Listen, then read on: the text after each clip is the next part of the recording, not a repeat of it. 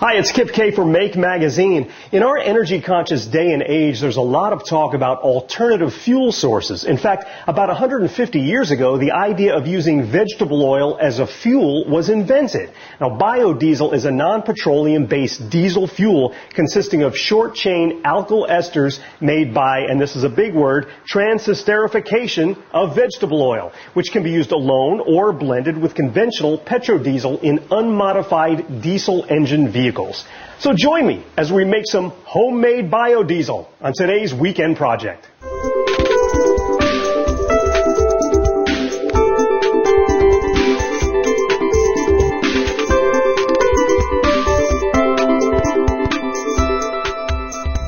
You'll find the Biodiesel project in Make Volume 3, and it's on page 68. But before we get started, keep in mind that while biodiesel is safe to handle and store, the home brewing process that we're about to do involves flammable, poisonous, and caustic chemicals, alcohols, and lye. Sounds fun, doesn't it? So wear your safety glasses and nitrile gloves with plenty of ventilation.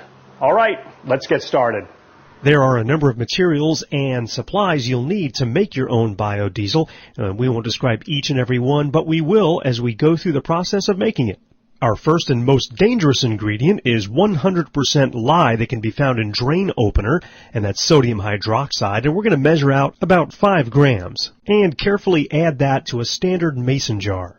Our next ingredient is methanol, which can be found in the name brand Heat, which is available in most auto parts stores. Measure out 220 milliliters of the heat. Then carefully add the heat to the lye. Seal the top tightly and begin swirling it until the lye is dissolved. And this mixture is our methoxide solution, which is very dangerous, so be careful. I'll be using brand new vegetable oil, which is cholesterol-free, by the way, and we'll measure out 1 liter of oil, and we need to heat it up. So we'll get our little stove, pour our oil in a pot, add our thermometer, and heat it up to about 130 degrees. Carefully add the hot oil to a 2-liter glass or plastic bottle. Then pour in the methoxide solution, seal the top, and begin shaking. You have to shake pretty hard for about 5 minutes. Set this mixture aside, and in about a half hour or so, you'll see some color change take place. And you should start to see a darker layer at the bottom. This is our glycerin, and our biodiesel is the lighter color on the top.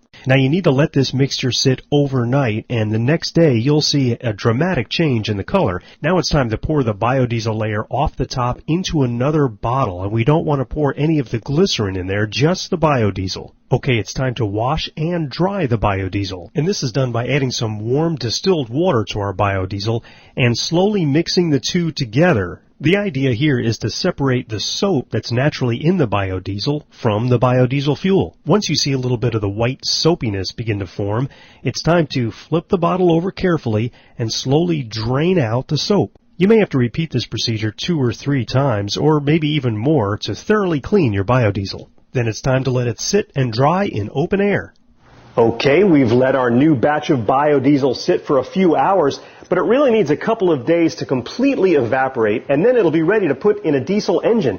And you might want to filter it through some coffee filters just to remove any small microabrasives that may still be present. But generally, it's going to work just fine in small quantities. Well, there's how to cook your very own homemade biodiesel, and we'll see you next time with another weekend project.